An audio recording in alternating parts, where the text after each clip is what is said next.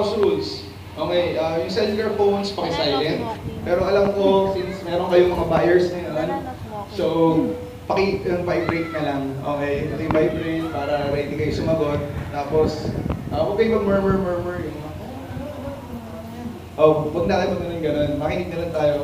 Tapos, no littering, kasarili natin kalat, isin natin. Or huwag kayo magkalat. Okay. Mamaya pwede kumain na. Okay, tapos no cutting of classes unless valid reason. Okay, cutting. Well, tapos questions will be entertained after every part.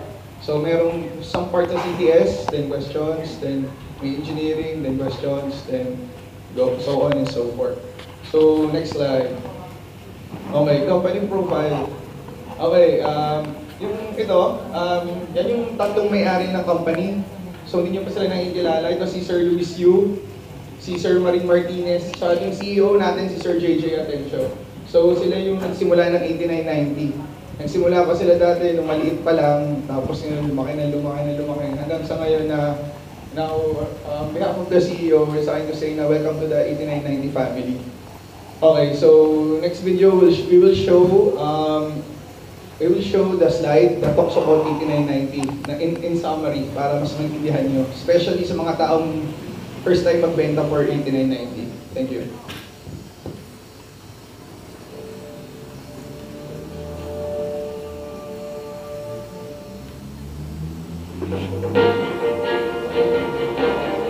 Among today's growing number of builders and developers, a company banking on technology and unique strategy now stands. A Reason Fitness Corporation that has grown to be a multi-billion peso company and now considered to be one of the Philippines' largest home builders for the masses, 8990 Holdings Incorporated.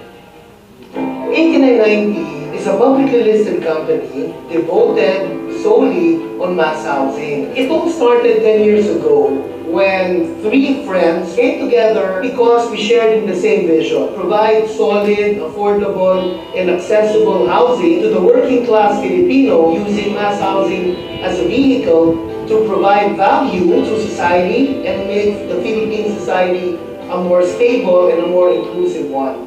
In their earlier days, 8990 Holdings and 8990 Housing Development Corporation focused on gaining experience through building residential projects in the provinces under the brand name Deca Homes. Of all the segments of the housing market, the mass housing has the largest unmet demand. And one of the realizations that we got is that in order to be successful in mass housing is, number one, you've got to have a sense of vision. It's about transforming people's lives, doing also a service to society, because mass housing has an impact not only in the greater Philippine society, but also in the individual families that trust in us and to that buy a house from us. Instead of going head-to-head against other developers who build projects for the upscale market, Deca Homes found its niche, building quality mass housing projects for the underserved Filipino market. We started in Cagayan de Oro with our first project, Villa Candida, and then the rest is history. We moved to Cebu, wherein we established our brand name, Deca Homes, and then we expanded to Davao, Iloilo, and then we went to Luzon, establishing our projects in Angeles and then in Cavite. Today, we are now looking at projects in the NCR, making us a nationwide mass housing company. 5 key pillars contribute to the company's success: best value for money, efficient technology, nationwide coverage, innovative financing, and comprehensive service. We've perfected our precast system so that we can make houses in as fast as 8 days. Coupled with this is we've got an in-house financing program, which we call CTS Gold, which provides full accessibility to our buyers. We have our townhouse model, 40 to 50 square meters on 2 stories. We sell this below 1.25 million. We have our single attached model, which is a popular model in Angeles and in Davao City. Plots beginning at 80 square meters to 120. 2 bedrooms, it's fully finished. Following its success in mass housing, 8990 Housing Development Corporation takes on a new challenge. Building vertical housing or condos under the banner Urban Deca Homes and Urban Deca Towers. We have now two kinds of Urban Deca brands. The Urban Deca Homes, which is medium-rise. These are 4 to 5 story walk-ups, 26 square meters.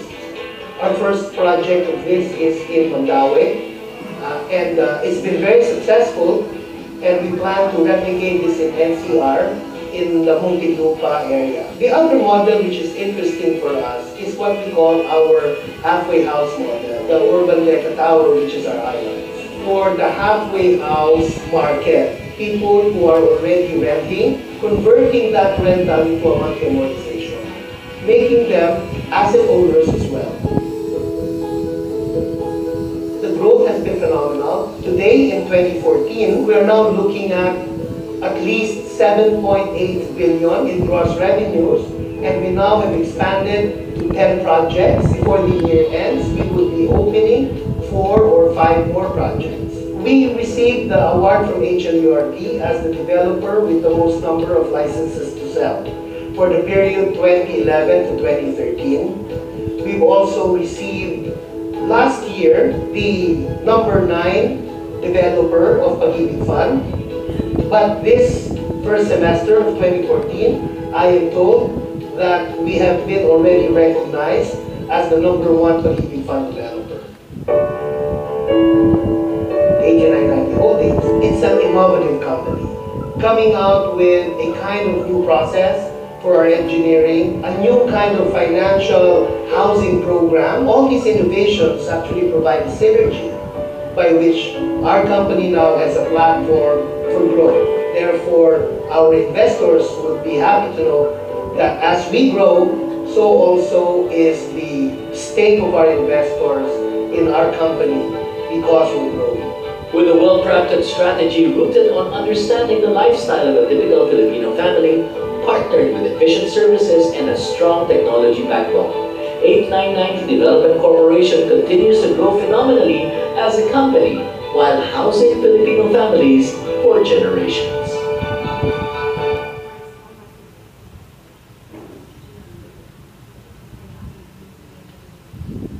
So, ayun na po yung video about 8990. So, yun. Who is a Deca agent? So, next slide. Yung po, kayo ang mga Deca agents. So, okay. Marami tayong purpose of selling. So, one of the purpose of selling is normally para sa family natin. Which is, I know most of you guys are really working hard. Malamang, iba sa inyo, mga may anak na. Sino ba rito single? Wala naman, no? Oh, so, yun. Okay, same time, syempre lahat naman tayo katrabaho for our families and sometimes also for ourselves. And at the same time, in line with the vision of 8990, sinabi nga ni Sir JJ, di ba?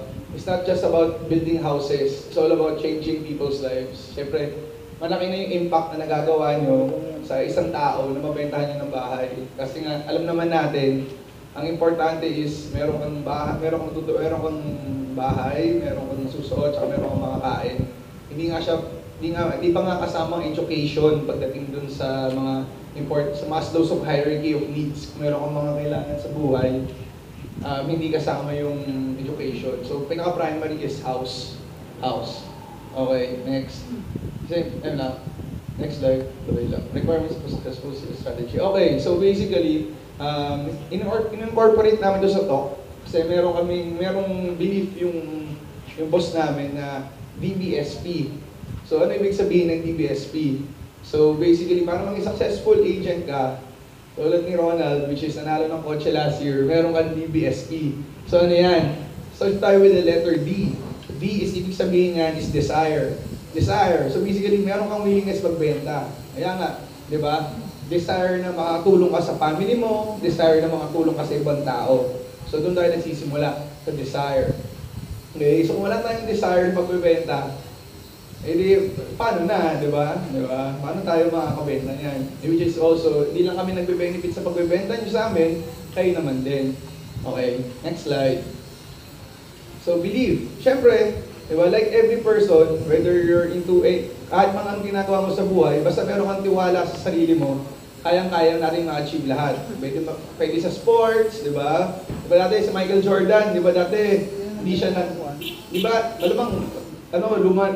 cliche na tong story ni Michael Jordan, di ba? Hindi siya magaling basketball nung bata siya.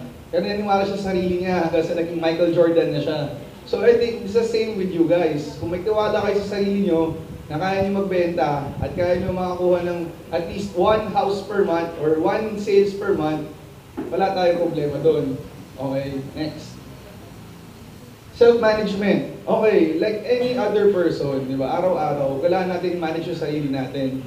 So meaning, self-mastery muna. Alamin natin kung saan tayo mahina, alamin natin kung ano ba ang dapat mga approach natin sa buhay-buhay para makuha natin yung goal natin. So basically, parang ako, araw-araw tuwing umaga, sa salamin, meron ako nakasulat yung mga things to do for the day. So basically yun, tapos titingnan ko siya the next day, kung may nagawa ba ako. So kung wala akong nagawa, ibig sabihin may problema sa akin. So ano yun? So dyan ako humingi ng tulong sa ibang tao kung ano problema sa akin. I think the same thing could also be applied to you people. Naroon na kayo mga sales agent, na I think sa isang araw, meron kayo mga 3 kino-close. Diba? So ayun. Next.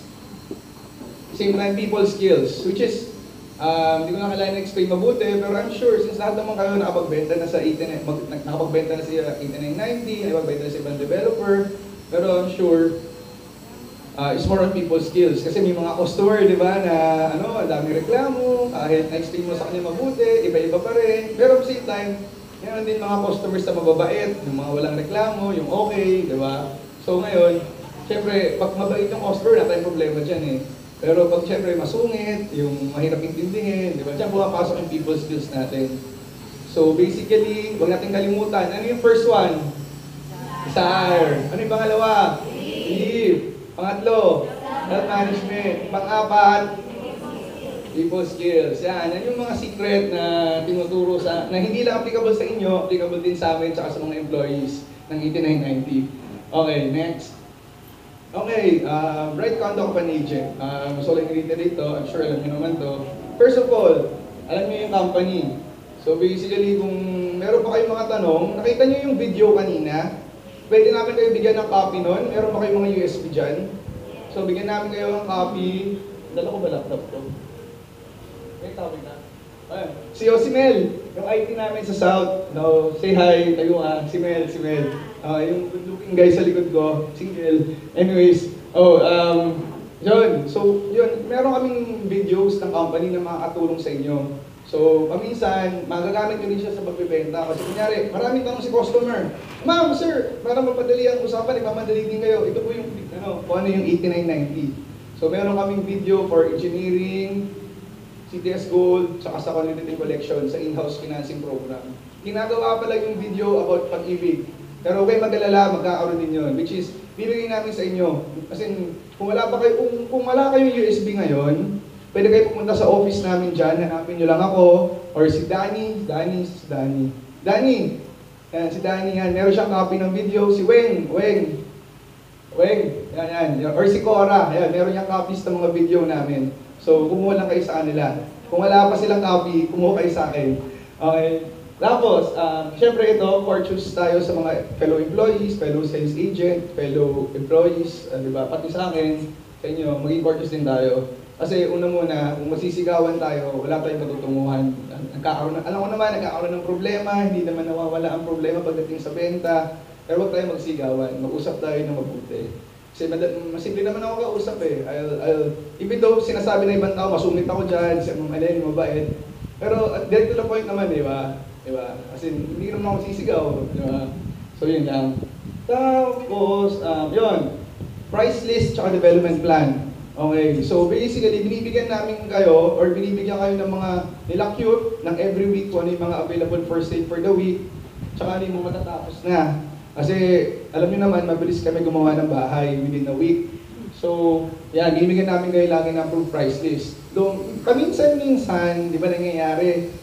Wala pa siya sa listahan, tapos gusto niya na i-close. Kasi nandiyan si customer, makulit eh. Pero bibigyan namin yon. Pero syempre, meron tayong mga parameters.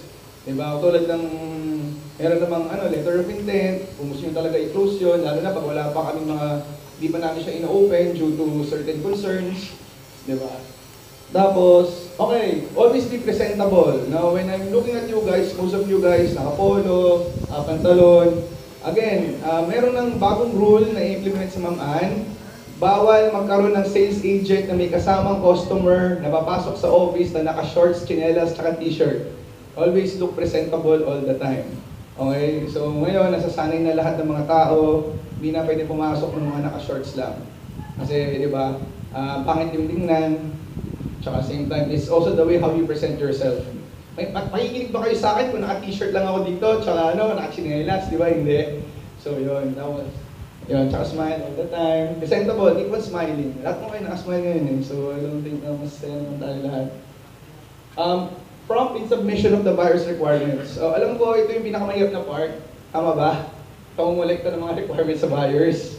Lalo na pag bank loan. O, di ba ngayon, nasa 89 na kayo, mas madali. Explain ko yun mamaya. Pero since madali na yung mga requirements natin, so gawin lang natin fast and accurate. Kasi paminsan, minsan, alam ko magagalit si buyer, dapat sila kinukulit sa requirements na to. Pero syempre, tuloy nga nasabi ko kanina, di ba? People skills. So, kailangan natin ng mahaba-habang patience. Kasi kung wala tayo nun, mahihirapan tayo lahat. Okay, tapos this is the buyer through transactions, tripping, tsaka move-in. Okay, next. Okay, buta naman tayo sa, okay na tayo sa do's. Tingin ko, alam niyo naman yan eh, nagbebenta na kayo every Tuesday. Don'ts, ay do's pa pala. Okay, honest. Sure naman, honest naman kayo.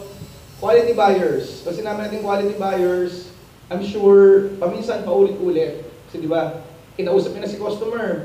Sabi niya, may dala siyang proof of income, 30,000 pesos a month. Tapos, babalik sa office namin, tinatanong pa rin namin. Alam ko, paulit-ulit na ganun, pero mas okay, alam ko, magtsaga na lang, pabigyan na lang natin yun. Kasi part siya ng sistema ng 8990, na nagdala kayo ng buyer dito, even though na-screen nyo na, kausapin pa rin namin siya. Kasi habang iba yung point of view ng seller sa point of view ng 8990. Kasi kami, sinasabi na namin yung buong picture. Sa inyo parang, binibigyan nyo siya ng buong picture, pero siguro may mga parts na hindi pa natatak. So, akin lang, naging issue to paminsan eh. So, akin lang paminsan lang, patience na lang din. Okay, match the needs of the buyer. So, kung gusto ng buyer ng 50 square meters, nangyari ng 50 square meters, alam mo na, di ba? Kasi paminsan, yun. Okay. Tapos, okay, sige. Next. Ito pala, balik ka. Ito, importante ito. Closely coordinate with the documentation group and the construction group. Okay, kasi paminsan, di ba yung bahay, di pa tapos, tapos namadali si buyer, di ba? Even though mabilis kami gumawa ng bahay, tandaan din po natin na yung engineers natin, alam ko mahirap to explain sa buyer, na yung mga engineers natin, meron lang silang area by area na ginagawa. Hindi sila yung pag sinabi mo gawin, sinabi na ito, gawin nyo na, dami na yan. Hindi po siya ganun. Hindi kami tulad na ibang developer na mag-aantay pa kami ng 20% bago namin gawin yung bahay. So, area by area po talaga kami. Next. Okay, punta tayo sa don'ts.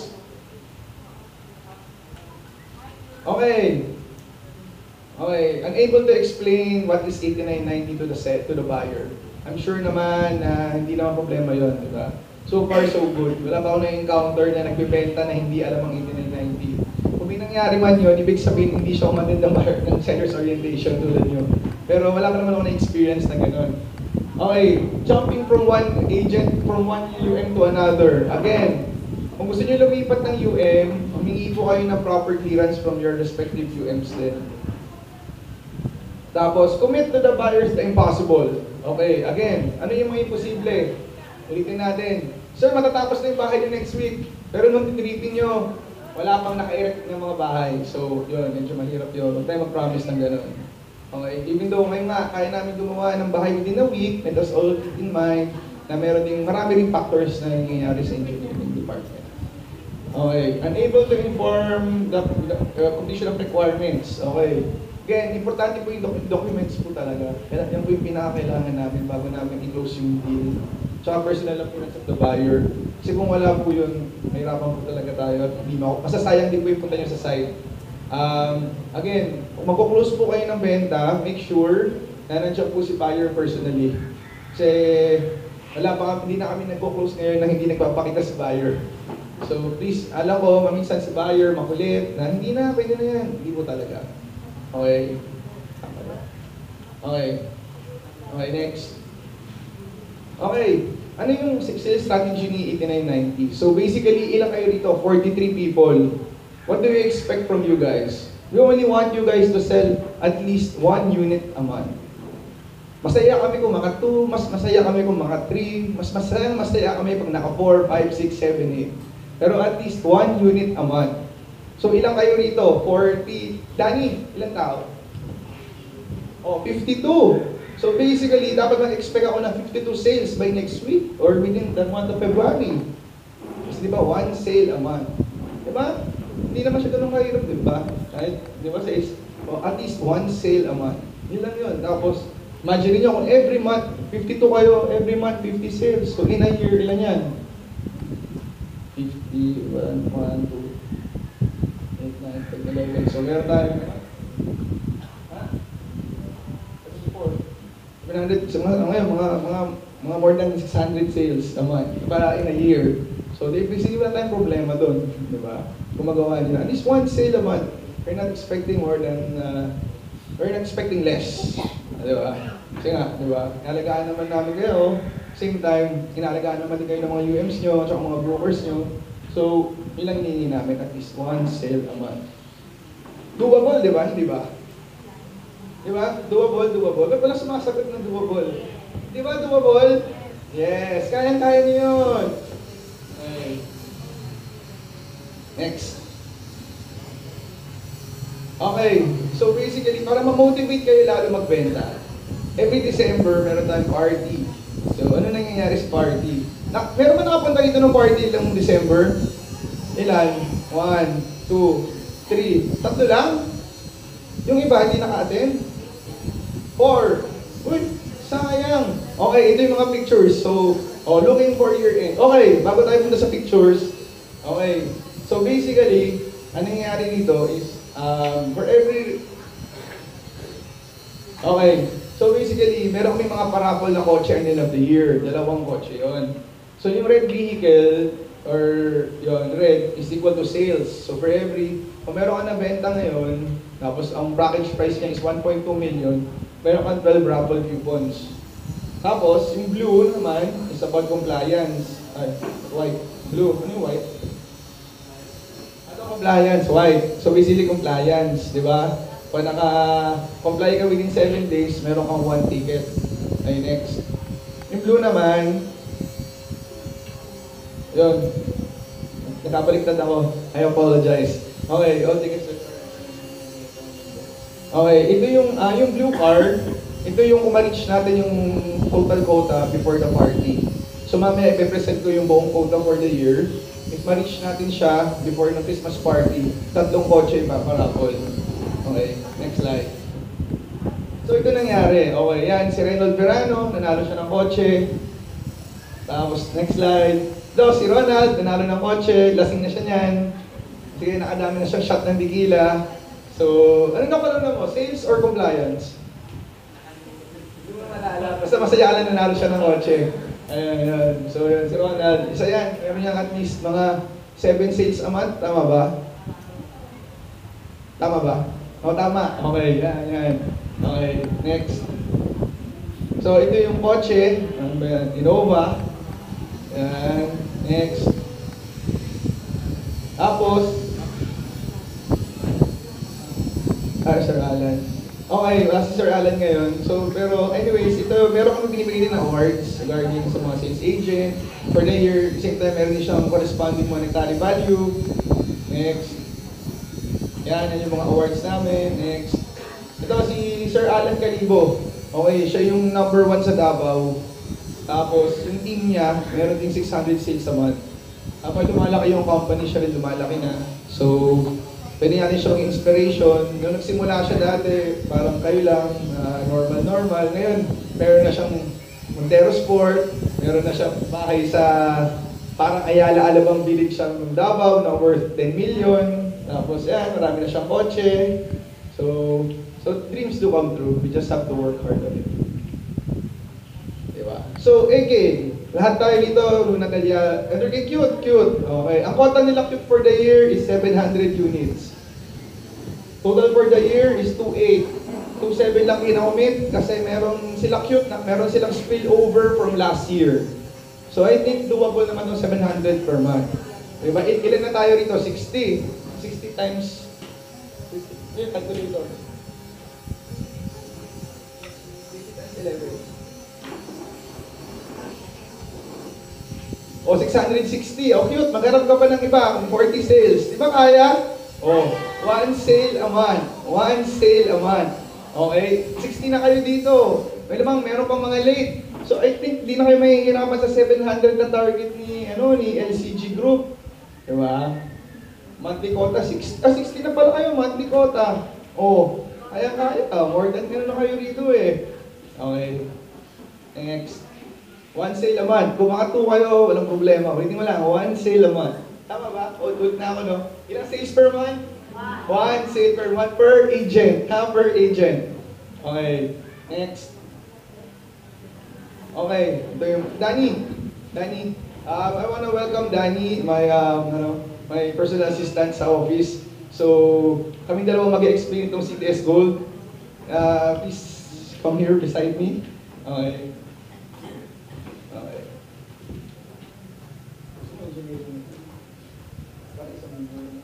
Marami ba? Sige. Okay, CTS Gold. So, kami ni Danny mag-explain ito. Okay, what is CTS Gold muna? Okay, so basically, very affordable. Bakit affordable? Hassle-free and earliest possible time to move in. So, bakit siya very affordable? Kasi muna 10,000 pesos, maka-reserve ka na. Not like any other developer, diba? Hassle-free reservation. Documents namin, explain namin mabuti mamaya. Na sobrang dali siya makuha. Normally, dyan lang naman siya lagi sa bulsa ng mga agents natin. Easiest possible time to move in. Kompleto yung docs, kompleto yung requirements, sign lahat. At tapos na yung bahay. Ano problema? Move in. Okay. Hindi siya tulad na iba, yung mga bangko, papasok ka sa bangko, mag-aantay pa tayo ng matagal. Kailangan makompleto yung 20% equity, sa bababa ng equity namin. Diba? So, tapos karamihan pa sa amin, puro RFO. Nakita nyo yung listahan nyo dyan, di ba? Next slide. Okay. Okay. Sige, ito. Okay. So, ito ang bakit dito nakakita. Ayusin natin. Okay. Reservation fee natin is 10,000. Constant yan. Pag CTS 2015. Down payment natin is 30,000 pag locally employed. Locally employed sa Philippines, 30,000 payable in 3 months. Oh, 10,000 per month. Not bad. Diba? Tapos, estimated package price is 1 million. So, normally ganyan. At interest rate, 11%. Tapos, for the first 5 years, meron kayong rebate. Okay? Rebate. Meaning, meron akong discount si customer. So, kung mamaya explain ni Danny sa disclosure kung ano yung rebate, okay. Kung gusto nyo rin ng copy nito, bibigyan namin kayo para hindi na kayo mag-picture-picture. Pero okay lang naman, di ba? Hindi kayo mahirapan. Okay, so, ito. So, paano namin ini-evaluate yan kung qualified si customer o hindi? At least, gross monthly family income. Gross monthly family income. Ulitin ko. So, basically, kung kasal ka na at meron kang anak, pwede, family income. Pero, legit na kasal hindi pwede si live-in, hindi pwede si number 2, si legal wife lang, si legal wife, okay? Kung hindi siya si legal wife, kailangan si unlegal wife, bibili ng bahay, pasok siya sa requirements. Family unlegal wife, okay? Para malinaw, okay? Boyfriend, girlfriend, mahirap yan. Pero, kung fiancé, pwede, di ba? Hindi rin pala. Yan, strict si Danny Okay, so, kasal muna, Kung single, tapos hindi pasok sa 35,000, si mami, si daddy, nandyan, walang problema. Magbigay lang ng proof of income ni mami tsaka ni daddy. Hindi kami humihingi pa ng listahan na co-borrower o hindi. Patunayan lang natin na, nangyari ako, single. Tapos, bibili akong bahay, kinikita ko lang is 25,000 pesos a month. Tapos, si mami tsaka si daddy, single pa naman ako eh. Mom, dad, meron ng payslip. Parang masingil ko lang dito. Kasi bibili akong bahay. Oo, di ba? Supporting docs lang. Tayong problema ron. OFW. Okay. Pag locally employed, we allow 25 years to pay. Locally employed sa Philippines. Okay. Ito, OFW. Dito tayo ngayon. OFW, mas strict tayo dyan. Okay. Kasi 60,000 pesos sa kanyang equity, payable in 3 months. Then at the same time, 50,000 gross monthly family income. Normally, wala tayong problema sa mga seaman. Tama ba, Wayne? Kasi yung mga seaman, dollars kinikita niyan. Di ba? Tsaka, pwede sa pag-ibig yan. Anyways, yung mga seaman yan. Kasi 15 years to pay. Tapos, ayun, 50,000. Normally, pasok yan. Seaman yun eh. They're earning dollars. So, it's more just about that. Telling them na, sir, na tandaan natin, even though dollars kinikita natin, pero kayo binabayarang bahay every month. At importante po yung bahay kaysa po sa binibili nating gadgets sa ibang bansa. Mas importante ang bahay kaysa sa iPhone 6. Okay? Mas importante ang bahay kaysa sa PC, laptop, TV, di ba? Pero syempre, hindi ko sinasabi hindi importante yun. Pero syempre yung kasama yun. Mas importante ang bahay kaysa sa internet. So yun, OFW yan ha, OFW. Yung seaman, mas maliit, 10 years. Kasi medyo mas risky ang trabaho ng seaman eh. Kasi di ba nasa barko, tapos who knows what will happen. So, yun. Pero syempre, unlike other developers, yung sa amin mas relax pa rin. Kasi alam mo yung seaman, mas taas pa yung interest rate na binibigay nila sa ibang developer. Okay, 10 years to pay naman ng seaman. Tapos pag may business, since may business naman yan, ang hinahanap namin is gross monthly family income na 50,000 pesos. Okay? Again, pag business, dito kami mas medyo strict. Kasi kailangan namin ng audited financial income statement or audited financial balance sheet. Ilan naman yun. Makita lang namin doon yung cash, yung flow ng kahit sabihin man natin kung ano man mga tinatago nila doon, basta importante, mapakita nila at the end of the year, every month, meron kang 50,000 pesos. For business, for business. So, ayan. So, medyo, mahirap ba? Or hindi naman? Honestly, okay lang, di ba? May sabi pang mahirap itong mga requirements na di ba? Pero sa ibang developer, 20% equity, lagi pang hinihingi, 3 million yung bahay. Mahirap pa ba sa pag-ibig? Mas madali pala sa pag-ibig. So, kung ano may CTS Gold, mas madali pala sa pag-ibig. Okay, next. Okay, requirements. Okay, mahirap-tarap to. Okay, una muna, latest 1 month payslip. Sinabi ni latest 1 month, latest 1 month. Okay, kunyari, February ngayon, January, pagbibigyan namin. December, pinabibigyan mo ba? December payslip.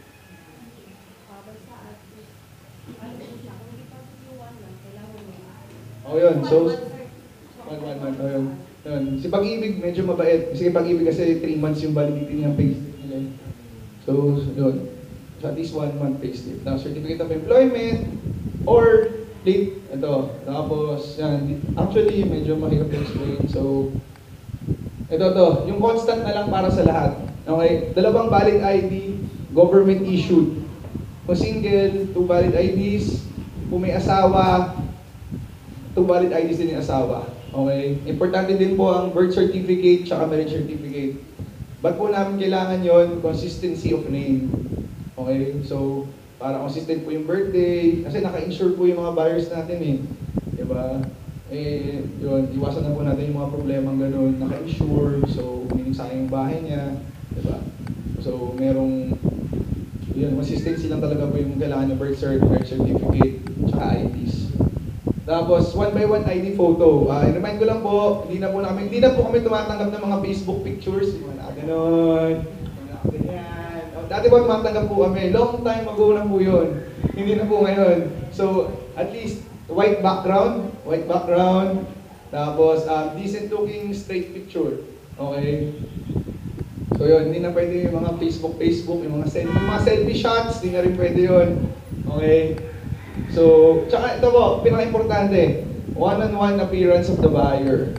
Okay? Tsaka same time, susunod doon is yung buyer's orientation seminar.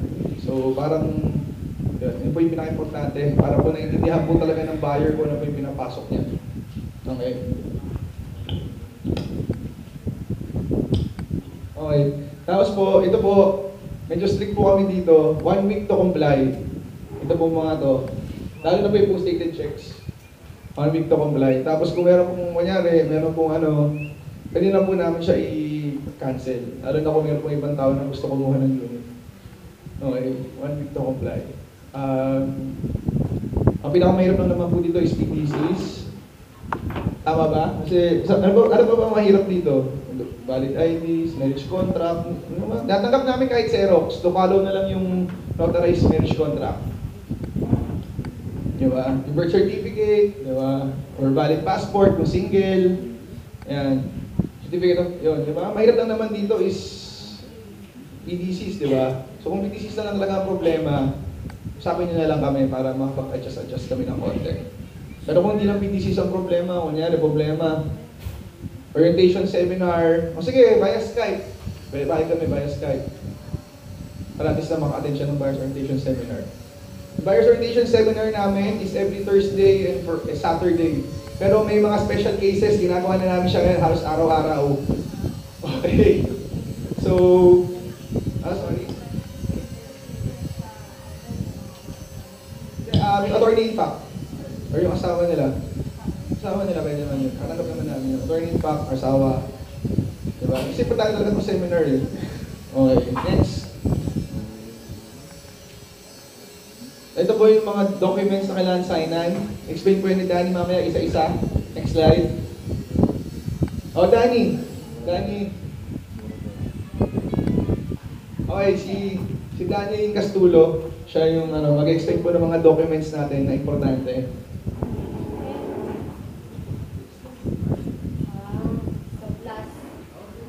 Hello po.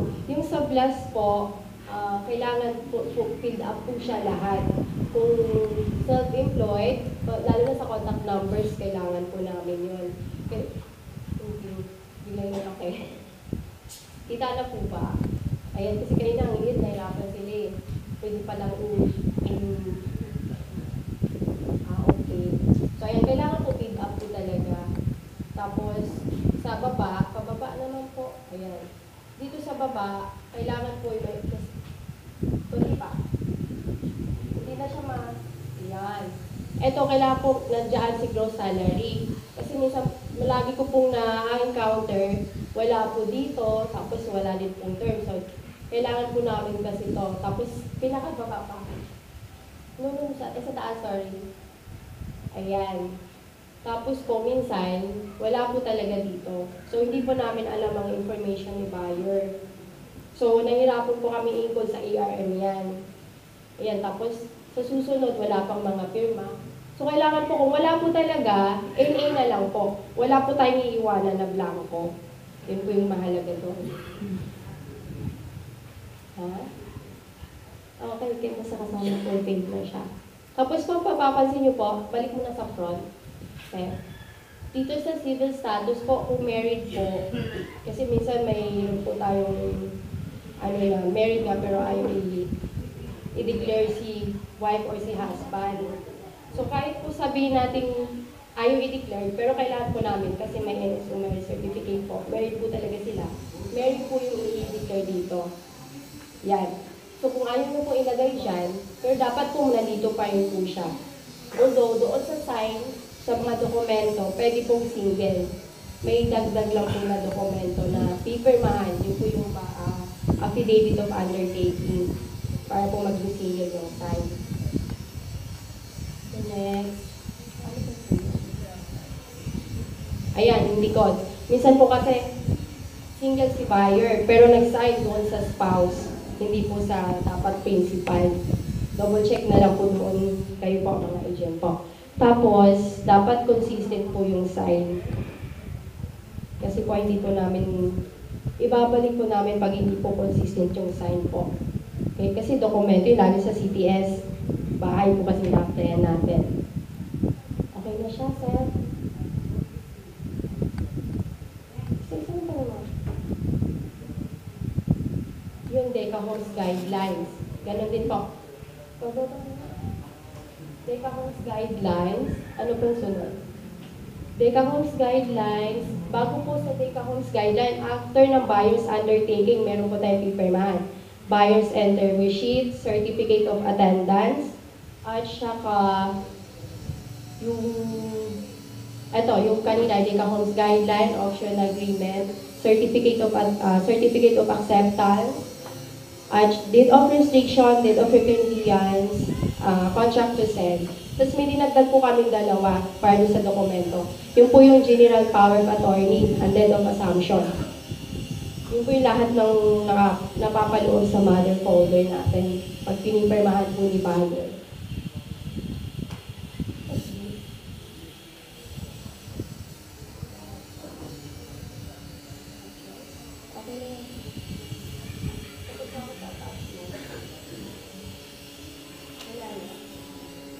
So far po, mula po kanina wala pong questions, baka po meron, syempre para maliwanagan po yung mga nasa ano po natin.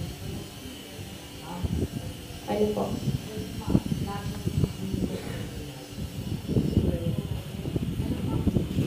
Sana po ma'am yung pre-present yung dalawa yung mula dun sa pre-qualification, tapos yung mga buyers. Sir, part ko na facts mamaya. Mamaya rin yung tanong.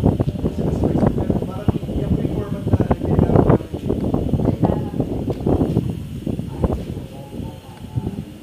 Sige po. Hindi po namin kayo ng copy nito. Tsaka yun po yung mga slide videos, pwede rin po.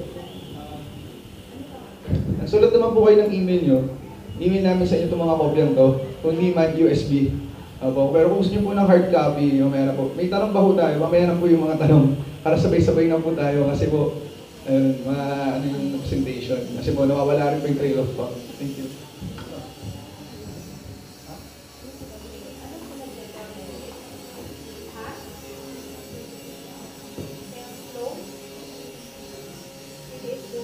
Slow. Sige nga.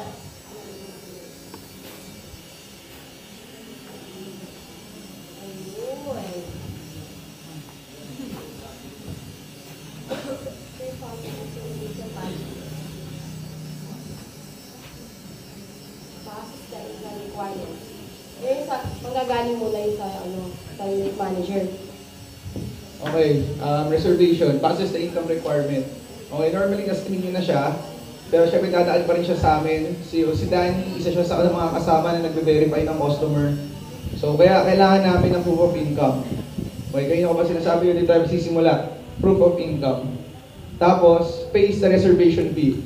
Okay, hindi kami nag-hold ng unit. Reiterate ko lang, hindi kami nag-hold ng unit. Okay?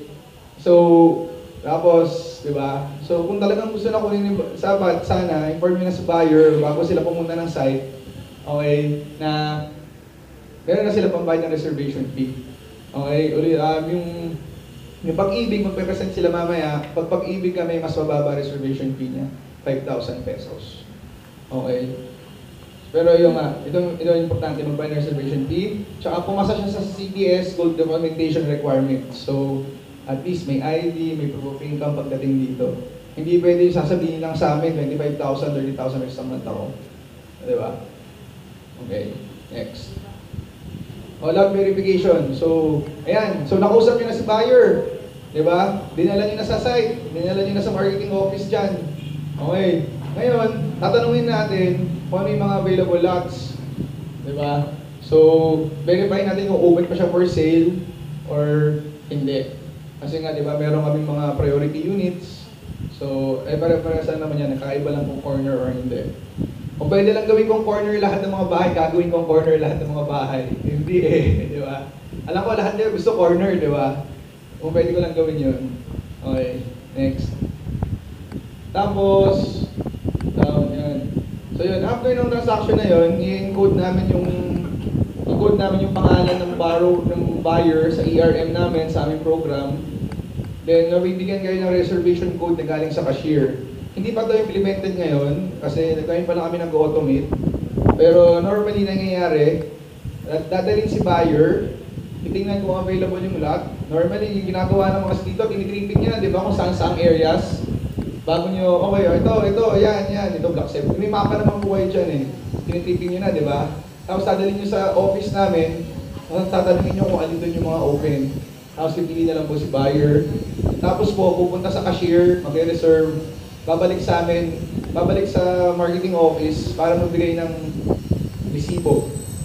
So, ganun po yung nangyayari. Pero ito na po yung magiging mangyari in the future. Magbibigay po ulit kami ng seminar na panibago once naging automated na po kami lahat.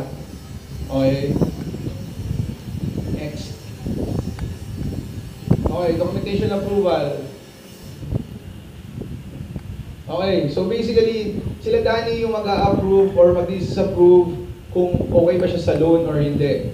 Same time, si Weng, dito sila yung sa pag-ibig. So, magkahiwalay yan. So, kung yung buyer nyo, pagdating dito, nakapili na ng block and lot. Nakapili na siya, open yung lot na yon. Ang tanongin namin, ma'am, sir, ano ba gusto nyo, sir? Pag-ibig ba or in-house? Pag sinabing pag-ibig, dadalhin namin siya sa pag-ibig na mag-evaluate. Okay, remind ko lang sa inyo, medyo madugo po yung evaluation ng pag-ibig.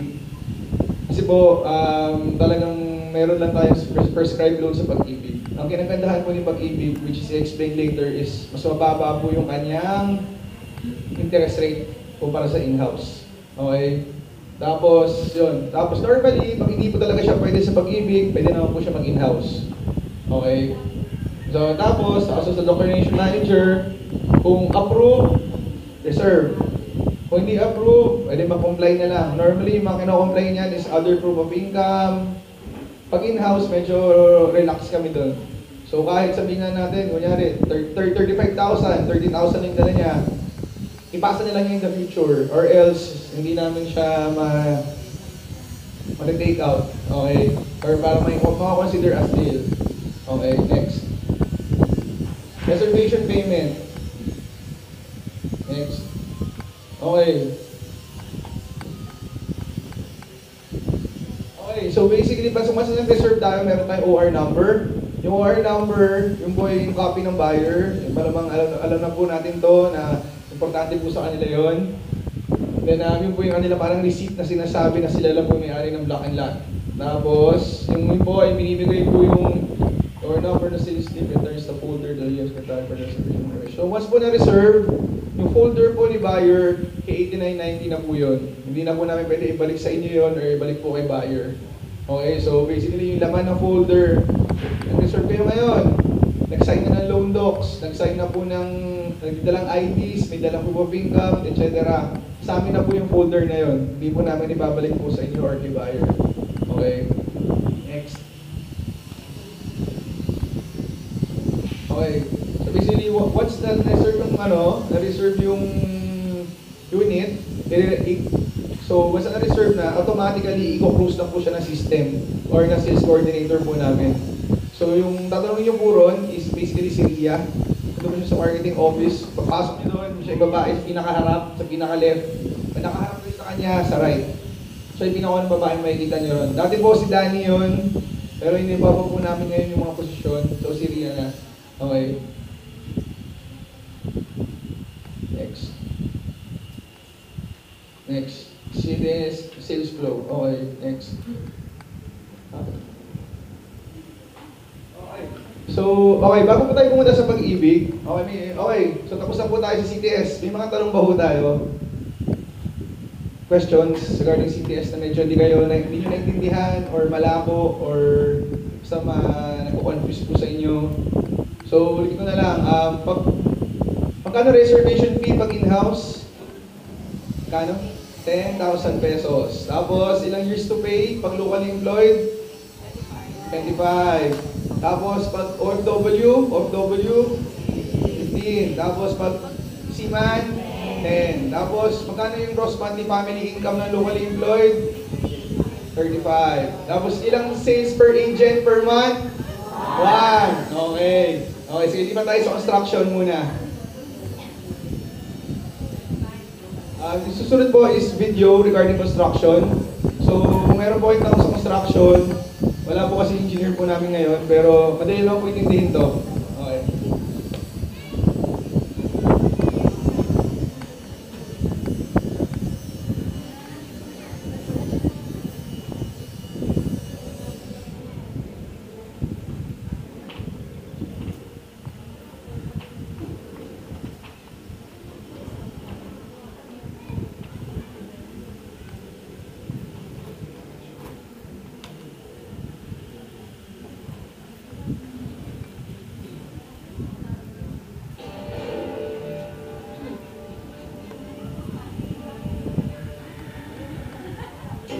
Recognized as one of the largest low-cost housing developers in the country, 8990 Housing Development Corporation is also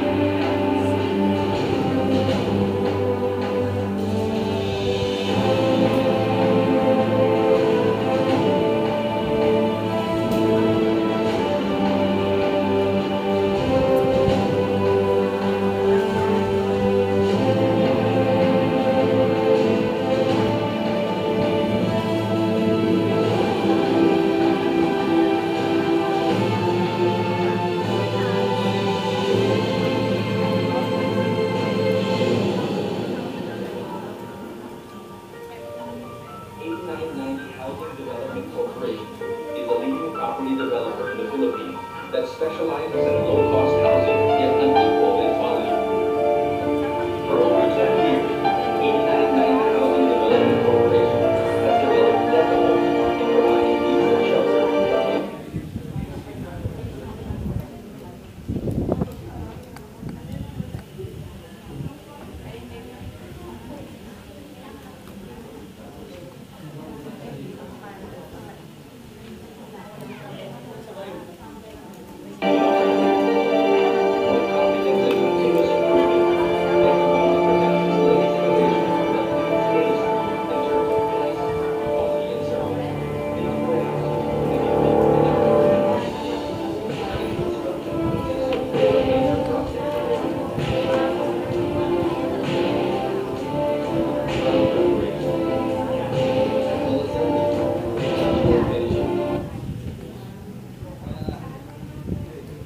Teka lang, sorry for technical difficulties. Okay, okay, so hinahanap na namin yung tamang video. Okay, pero yung sa 8, yung video na yun is basically pinapakita lang na kaya namin gumawa ng bahay within a week. Okay, sana ito na yun, tama. Teka lang. Relax muna. Sige.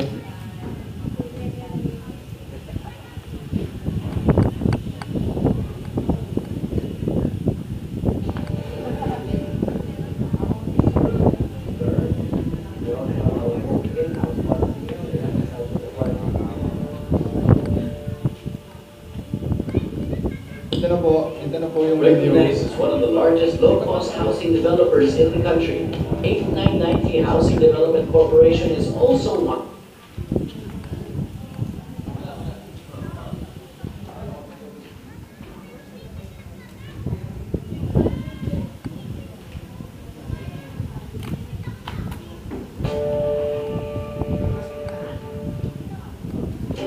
Recognized as one of the largest low-cost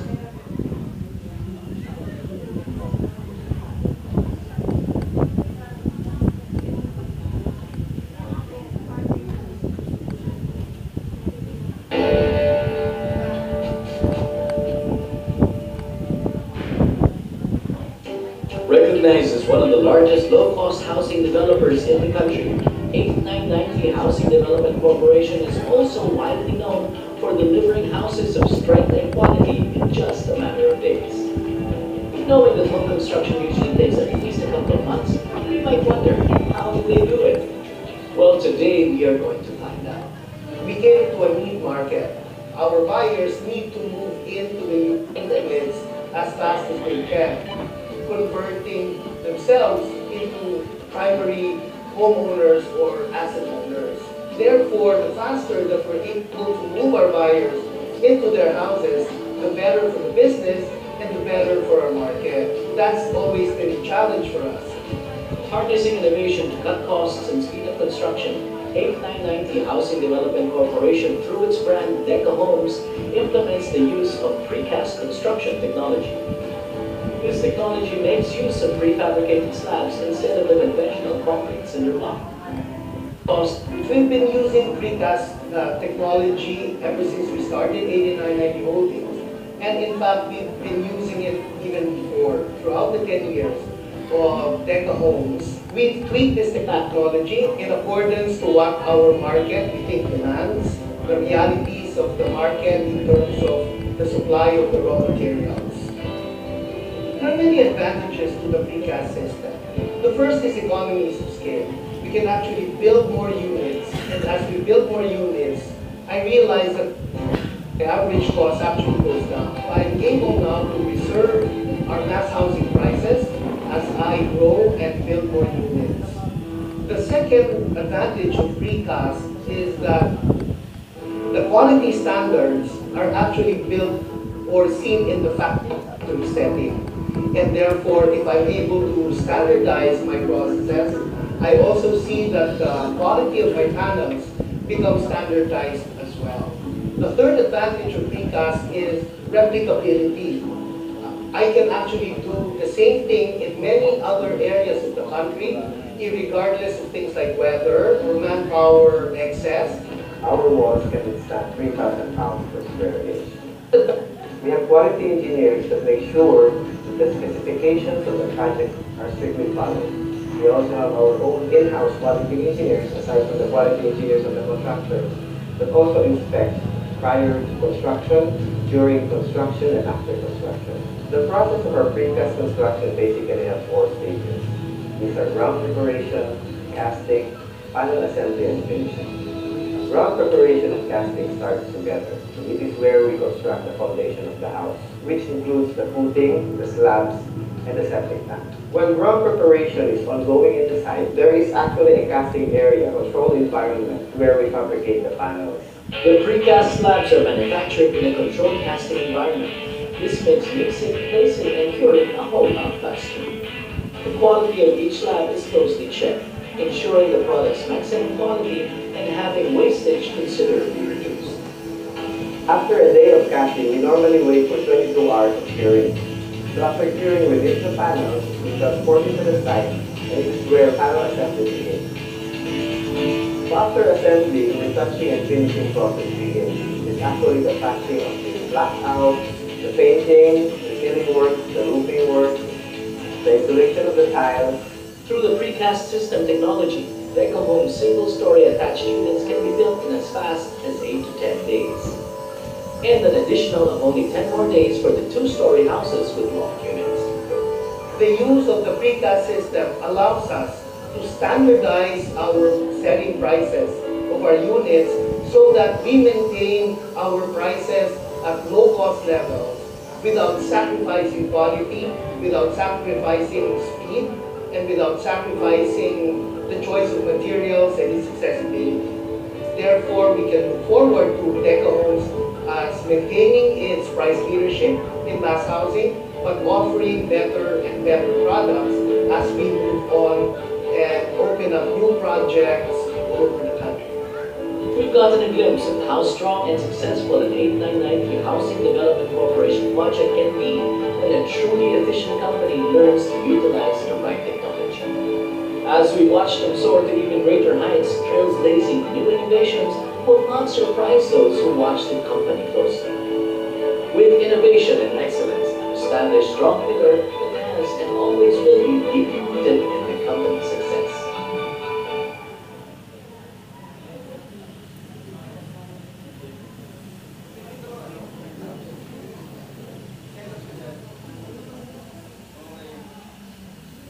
So, sorry, wala kaming time-lapse. So, pero bibigyan namin kayo ng video na may time-lapse. Okay. So, okay na. May tanong kayo sa engineering. Alam ko, videos lang yun. So, wala naman. Sensya na sa video na engineering. Okay. May tanong ba? So, yung bahay, 50 square meters normally. Pag Marseille, 50 to 40 pinakamaliit, 50 pinakamalaki. Tapos, yun. Hello? Okay. Tapos, okay, move na tayo sa pag-ibig. Okay na? Okay na. Yung food nyo, parating na, paantay lang. Kaya alam ko, gutom na kayo lahat, ako din. Pero paantay lang ha, medyo na late. Okay. So, after itong pag-ibig, kaya lang. Okay.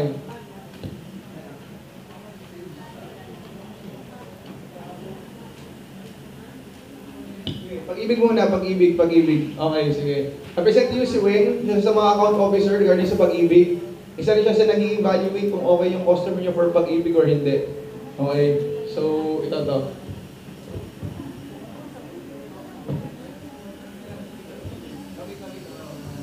Good morning po.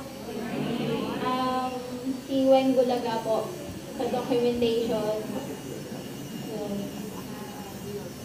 Yung sa pag-ibig, hindi na tayo gamit ng slide, no?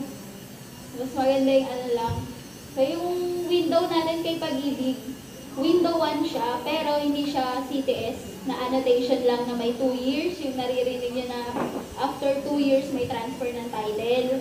Sa atin, yung pag-ibig natin, bago i-take out, transfer yung title kagad sa pangalan ng buyer. So yun yung i-encourage natin kay buyer na mag-transfer from in-house to pag-ibig. Kasi pag kay in-house, kung ilang years yung term nila, kung 25 or 30, doon pa lang ita-transfer ang title. In case na mag-default sila, pwede pa namin siyang kunin. So kay pag-ibig, bago i-take out, bago namin i-take out yon, transfer yung title. So, pwede nila agad gawing collateral yon sa iba nilang a-applyan. So, sa pag-ibig, yung appraisal value natin, meron tayong appraisal kay pag-ibig dun sa bahay. Meron sila sariling presyo. So, 95% lang. Ang common natin na loanable amount is 900,000, 850 to 1.2. Pagka yun po yung loanable natin, 95% lang doon sa appraised value ng unit. Pero pag 750 and below, 100%. Kung maganing appraised value, 100%. So yun, may kit kayong dala. Yan yung kit. So yun doon sa sales kit nyo, tingnan nyo yung loan to appraised value, loan to collateral ratio sa unahan po. Loan to value ratio. Yan po yung diniscuss ko na pagka 750 to pababa, 100% po yung appraised value na kukunin ni pag-ibig. So kung halimbawa yung appraised value niya is 800,000, kung ang balance niya lang 700, lahat po yun papasok. Wala siyang additional na equity. Ganun po siya. Tapos kung above 750 naman, halimbawa 753 ang outstanding balance niya sa atin, pwede po natin kausapin si buyer na yung 3,000 bayaran niya. Para yung 750, ipasok natin ng plan na 7% yung interest rate ang hahabulin natin.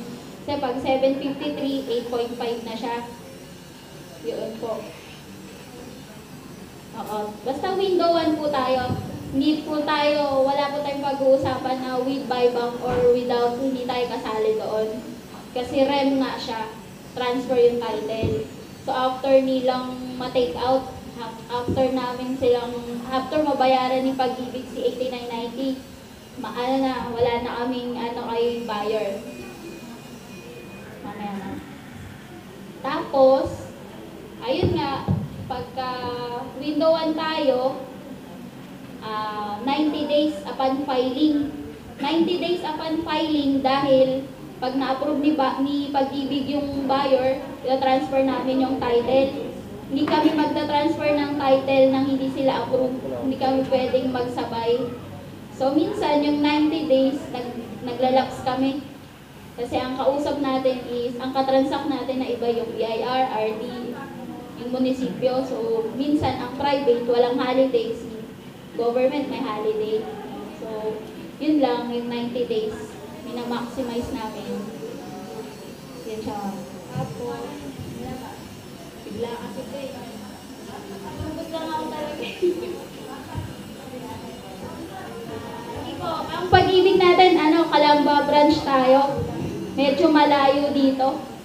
Pero hindi naman natin dun pinapapunta si borrower dahil meron tayong borrower's validation every Saturday. Wag lang ngayong Saturday kasi meron yata kayong open house. So, next Saturday yun. Regular Saturday yon, 9 a.m. palagi dito sa clubhouse.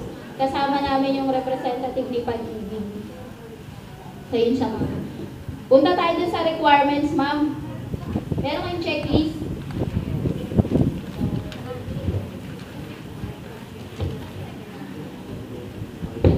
Checklist. So, doon sa checklist, ang regular na hinihingi natin kay buyer, yung sa personal nilang requirements, yung picture, unang-una yung picture, 1 by 1, 4 pieces. Dapat both spouses para kilala namin sila pareho. 4 pieces na 1 by 1 dapat. Tapos, kung married sila, marriage contract, kung hindi naman, birth certificate pag single, pero dapat NSO copy siya. Hindi naman kukunin yung NSO copy, kukunin lang namin is photocopy para lang po dun sa pag-transfer natin ng title kasi ang valid ID nila minsan hindi kapareha sa marriage contract or birth certificate. So magkakaproblema sila sa pangalan, mas malaki yung gastos nun kapag pinapalitan. Kinukorte pa kasi yun. So, kailangan magpasa sila nun. Pangatlo, yung proof of billing nila. Yung proof of billing, karamihan dyan umuupa. Pag umuupa, automatic, hindi nila pangalan yung water tsaka electric, no? Hihingi tayo kagad dun sa may-ari ng bahay ng letter na umuupa sila dun, plus yung ID ng may-ari ng bahay. Laging ganon. Kung meron naman silang registered mail na recent lang, pwede po nyo yun ibigay as proof of billing. Dapat registered mail. Hindi pwede yung LBC. Kasi ang LBC 1 day lang. So dapat registered mail kasi government po yun. Yung post office. Yun po. Tapos yung pang-apat, yung valid IDs nila. Valid IDs po, pag empleyado siya, dapat may company ID, automatic yun. Hindi natin pwedeng idahilan na wala silang company ID. Tapos yung secondary na ID, yun yung government ID. At least 2 valid IDs na government. Lagi tayong meron yan ng SS, yung digitize, plus yung COMELEC na ID. Pwede po yun, ma'am. So, yun po yung mga personal requirements na kailangan natin sa borrower. Lagi dapat yun nakatuck-in pag nagre-reserve. Tapos, dun na po tayo sa kung nagtatrabaho siya o hindi. Pag locally employed po, meron po kayong so, pag nagtatrabaho dito lang sa Pilipinas, automatic ang hinihingi, Certificate of Employment with Compensation. Meron po kasing employer na takot magbigay niyan. Tapos may employer na ayaw ititalye kung ano yung binibigay sa empleyado. So kahit annual lang, basta may nakalagay na compensation, may annual or gross salary. Kahit di nila i-breakdown yung mga 13th month or okay na yun. Tapos po yung payslip, pag Pag-ibig, 3 months yung hinihingi nila sa amin na validity. So kung February ngayon, pwede pa yung December. Pero hindi namin hinihingi yung December kasi ang December na payslip, malaki talaga yung net pay niyan. Dahil nandyan yung bonuses, yung mga nire-refund, nandyan po lahat yan. So mas required natin yung January. So pag nag-reserve tayo, ma'am, kasi may times na hindi namin ma-evaluate kasi ang program ni Pag-ibig may nakalagay na sweldo doon sa portion na yun. So, minsan, pag nag-reserve kayo na hindi namin madesisyonan, tatawag pa kami sa mga boss namin. Kasi kailangan talaga yung payslip. So, So kahit yung appraised value ng bahay natin, pasok yung niloloan niya o yung outstanding balance niya. Kung hindi nyo dala yung payslip niya, hindi natin siya may evaluate. Kasi kung hanggang saan niya kayang mag-loan, kasi baka ang net pay niya below 16,000, hindi na pwede yon. Pag ang loan po natin 800,000 pataas, dapat po ang net pay ng borrower nasa 18,000. So kung both spouses naman siyang nagtatrabaho, pwede naman. Pasok naman yun. So yun po, dapat pag nag-reserve, kailangan meron kayong dalang documents kasi yung mga buyers nyo naman, gusto naman nila magkabahay. So dapat may dala sila nun. So minsan, case to case lang kung walk-in na dampot nyo, pwede naman po siguro bukas i-reserve natin. Ganun siya, ma'am. Tapos yung may nakita kayo dyan na ITR or 2316, pag locally employed, di naman siya masyadong kailangan. Kasi yung ITR, hindi rin niya binibigay basta-basta ng employer. Meron din talagang ganun na company na mahigpit sa ganun. Basta yung payslip, dala niya palagi, 1 month. Yung CEC, meron kayong undertaking sa reservation na 7 days, di ba? I-consider naman. Yun sir. Yung iba kasi sir, wala rin nun eh. Yung 2316, hindi rin nila na-provide. Mapupuan nila sa employer. Oo, yun. Pero wala nang ITR. Opo, yung ITR. Wala na po yun. Kasi nakaano pa yun sir, nakalagay pa rin sa pag-ibig na checklist, yung ITR. So, kinlaro lang namin na hindi na siya kailangan. Opo. Opo. Tapos, dun sa contribution naman ni Pag-ibig, lahat ng buyer natin, pag tinanong mo, sasabihin na member sila. So, sasabihin nila matagal na silang member. Kaso, nag-iba-iba sila ng employer, hindi sila iisang employer lang, no? So, dun sa application form namin, may MSBS na form. Pakumpleto na lang yun, ma'am. Lagay nila yung dati nilang mga employer. Kasi pag nagpa-verify kami ng contribution, yung iba lumalabas 6 months lang, mga 18 months lang, kasi wala pang 2 years sa company. So palagay na lang yun, ma'am, kasi kami na po yung magbe-verify kay Pag-ibig. Lahat ng contribution nila, basta ilagay nila yung employer nila. Yung mga pangalan ng company na pinanggalingan nila. Kami na po may obligasyon nun. Yun po. Tapos pag abroad naman, sa local okay na tayo, ma'am. Yun lang, si easy payslip lang, yun lang, dalawang yun. Tapos yung contribution nila. Tapos dun sa abroad naman po tayo, pag abroad tayo, unahin natin yung seaman. Ang seaman kasi, pag nandito siya, automatic, off-board siya, no job siya. So, ang pinapakita ng seaman yung dati pa. So, hindi namin i-consider yon sa reservation. Kasi automatic, wala siyang trabaho. Pero, pwede siyang humingi ng appointment slip doon sa agency nila. Yung appointment slip, nakadetalye doon kung kailan sila tentative aalis. Kung anong buwan,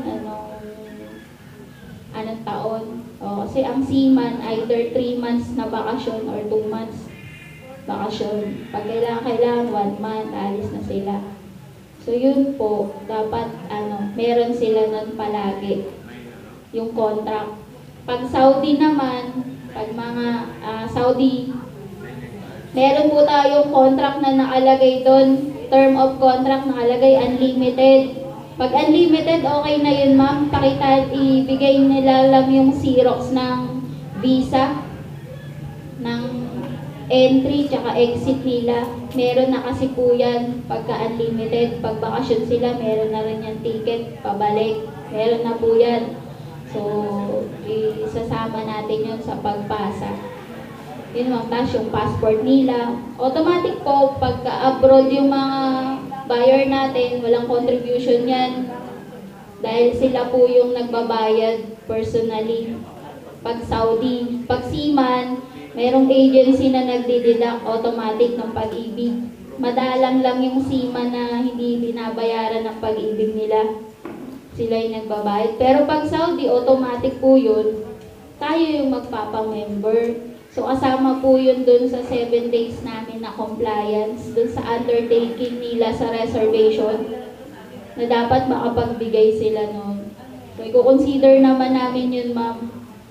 Hintayin lang namin yung 7 days. So yun po. Tapos yun po, yung passport. Pagka abroad kasi, ang ID lang yan, passport, visa, Siemens book. Pa ba, yung ID dun sa Saudi, yung maliit na yun. Ayun, yung maliit, basta yung parang ID nila dun. Oo, yung permanent nila. O yun lang po kasi no choice na kami pag abroad, wala talaga ibang ID yan. Pera na lang kung nagtrabaho sila sa Pilipinas, meron silang ID niya na government ID. Plus yung TIN number po, pag abroad, yung TIN number kailangan yan, di kami makaka-transfer ng title nila pag wala silang TIN number. So kung wala silang TIN number, applyan nyo na 1904 yung form. Pag pumunta po kayo sa BIR, ang purpose po nun is sabihin niya sa housing loan. Kasi nagtatanong si BIR saan gagamitin yung TIN number. Dapat po kasi yan employer yung nag-a-apply. So gagamitin, sabihin niyo sa housing loan para sa TIN number niyo. Yun po. Pagka ang buyers niyo naman is Canada, mga ganyan. Pag Canada, mahirap po kasi yung contract nila kasi months lang, no?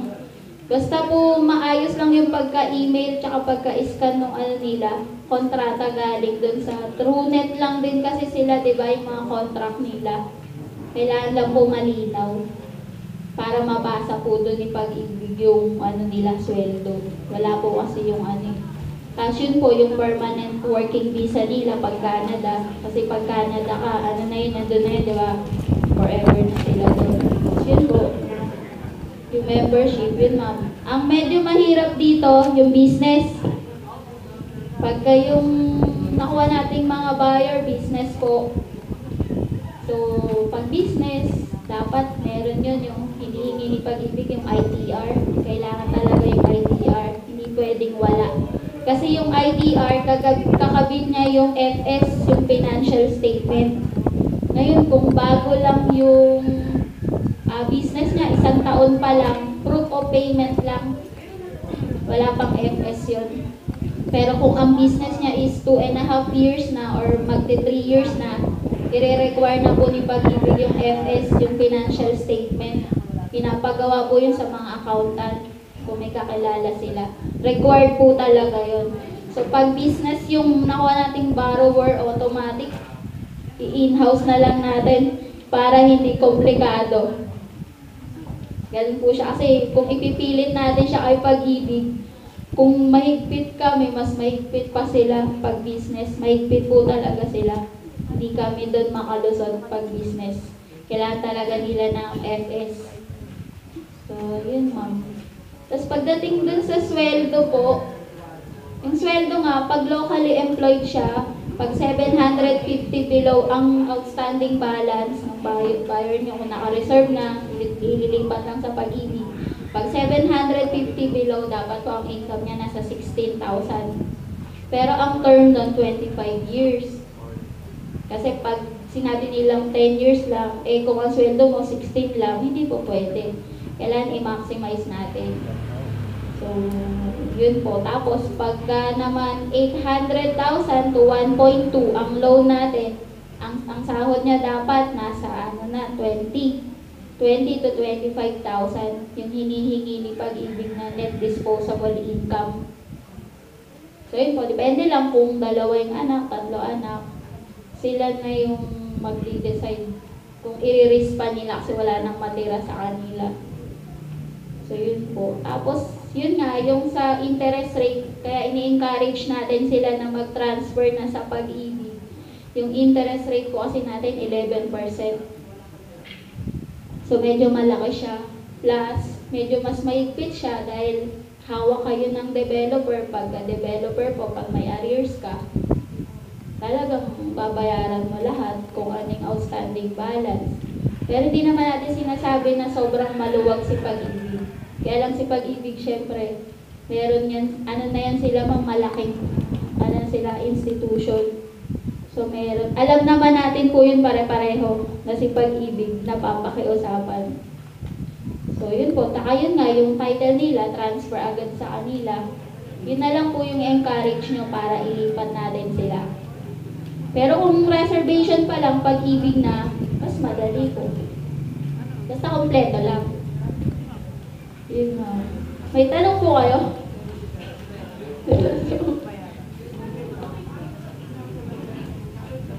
Yung reservation, di ko po kabisado masyado, pero nung nakinig ako sa Island Co, ang sabi is, ang reservation, pag diretsong Pag-ibig, 5,000, tas equity, 15,000. So, the rest po nung natira dun sa TCP, ipapasok natin yon sa Pag-ibig. Reservation, okay. Tinatanong po nila si buyer, kasi paminsan, regarding sa loan, di ba? Yung mga buyer na pumapayag reservation nila 10,000, pero minimum namin 5,000. So, depende na po sa buyer yun. Okay, may mga buyer na gusto 60,000 equity nila eh, kahit Pag-ibig eh. Pumapayag naman sila. So, yun po. So, mas flexible po si Pag-ibig kaysa po kay CTS Gold. Okay. Mas mahirap lang siguro yung document mo ni Pag-ibig. Pero mas friendly siya sa buyer after. Okay. Tsaka mas bilis lalabas yung com nyo. Kasi tapos na kagad yun eh. Ayun pala, pag Pag-ibig yung account nyo, halimbawa yung mga in-house nyo na-convert natin, pag na-take out, full release na yung com nyo, hindi ka paaris kapag in-house, may retention kayo natitira, diba? So, hihintayin nyo pa si buyer ng pag-fully paid kung 25 years. Kaya minsan dapat hindi na natin i-encourage na 25 years yung term nila.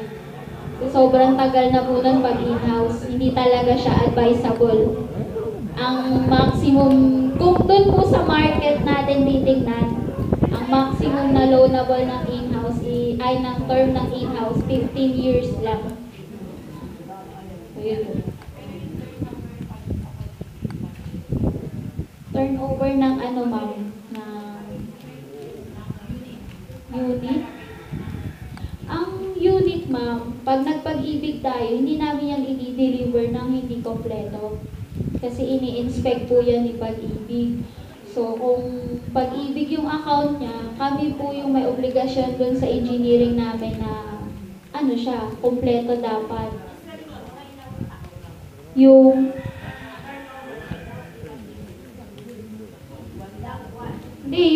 Pag-ibig po, pag pinasok natin yung loan nila, 90 days na ang maximum natin. Upon filing hanggang take out. Kasi transfer yun. Maximum po yun 90 days. So yun nga po, in-explain ko kanina, minsan nade-delay tayo kasi may government tayong ibang katransact. So yun nakalay.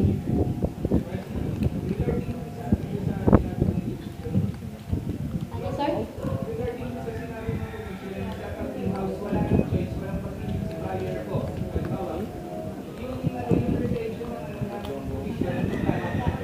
Hindi ko kabisado yun sir.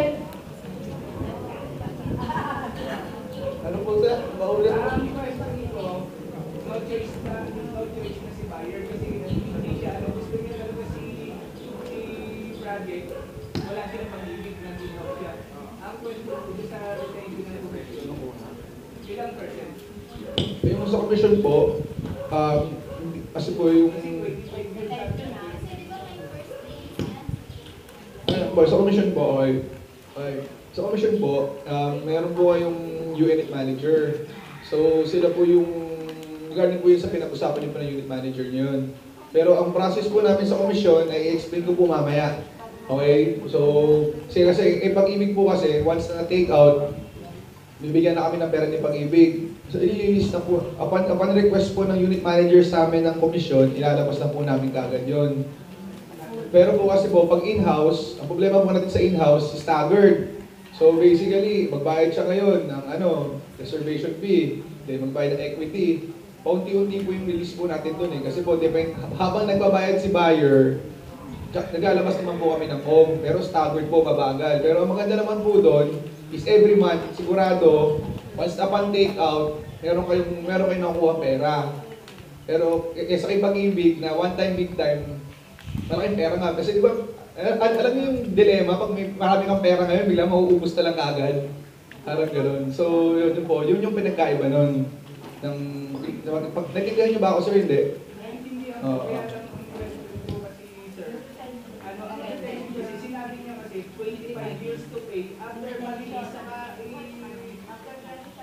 after 25 years saka release yung retention. Ano ba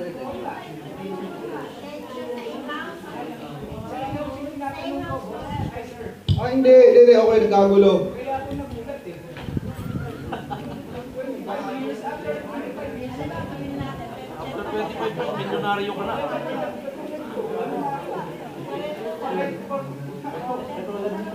Okay, I apologize sa ano. Okay, ulitin natin. Okay. Bakit tinutukan niya retention sa Pag-ibig? Okay, kasi pag di pa namin na-transfer yung title, okay, may problema kami with Pag-ibig noon. Yun ang tinatawag ng retention. Pero sa amin na yun. Okay, ano na yun, more on sa developer side of things. Yun ang ibig na retention. Pero yung com nyo, automatic yun. So, kompleto yung docs, nagpasa lahat, nagbabayad si buyer every month, lalabas yan lahat, sabay-sabay. Okay, Pag-ibig, okay, first month, kompleto yung docs, na take out sa in-house. Ipapasok muna natin sa in-house pag Pag-ibig Kasi normally, lahat ng buyers natin gusto lumipat kaagad, di ba? So, papasok siya sa in-house. Sabihin din first month, second month, ano muna siya, MA niya is via in-house muna. Tapos third month, na-take out na siya sa Pag-ibig. So, yung third month niya, doon na siya malilipat sa Pag-ibig. So, parang at the same time, in the process of commission, kompleto yung docs, bayad, take out sa Pag-ibig, kuha niyo lahat. Naintindihan niyo ba? Okay, okay. Yung retention na yun, nalito lang si Weng. Okay, retention na po siya nangyari.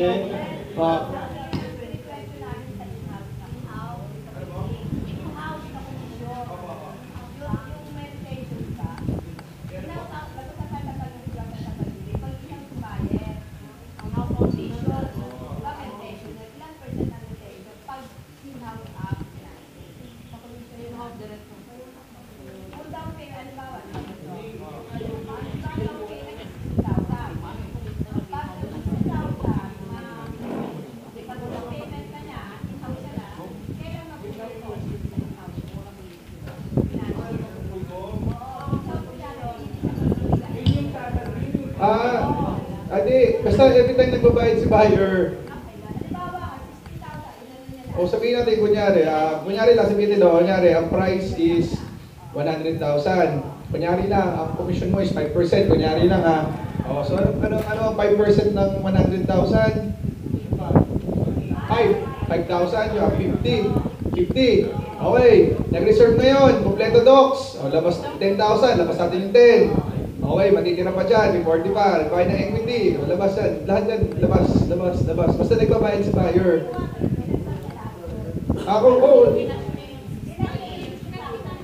So kunyari, sabihin natin, 100,000, 5% commission, nagbayad siya agad ng 60. Kompleto docs, labas ka agad yan. Pag hindi kompleto docs, patay tayo.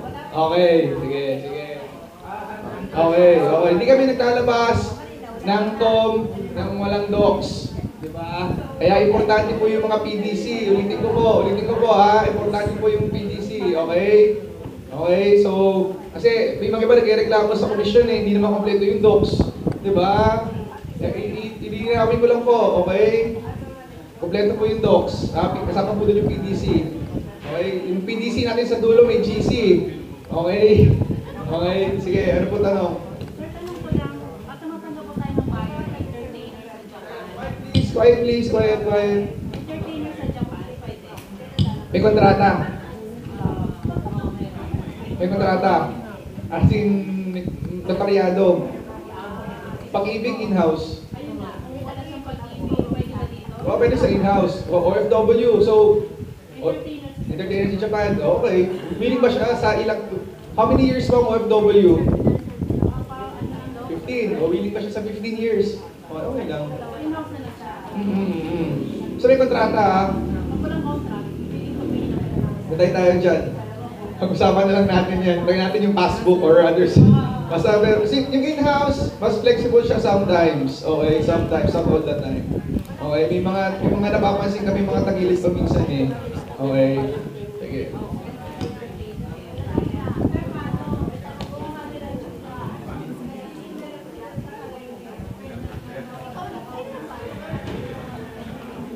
Nagtitinda sa palengke. Nako. So, may business sila. Nako, yan po medyo mahirap. Kasi,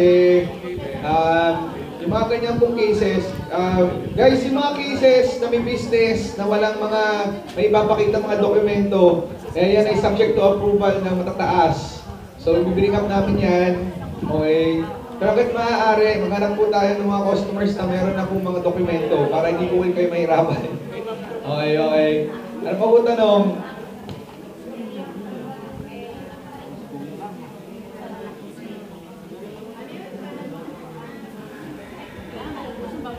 Tapos yung mga business din na na kunyari sari-sari store, ipapasok sa pag-ibig, considered lang siya as engagement.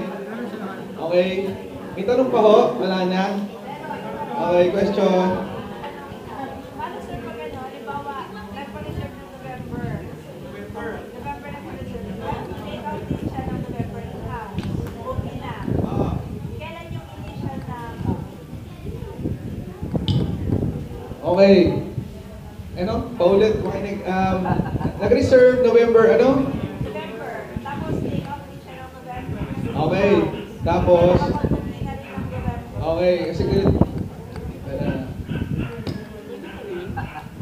Okay, ito po yan, okay. Ulitin ko po. Ang ginagawa po namin sa 8990 is UM system. Okay, marami po sa inyo dito, mga brokers, na gusto pong pa-accredit po sa amin, di ba? So, pero kasi po, ang sistema po talaga namin is meron kami unit manager, tapos under kayo sa kanila.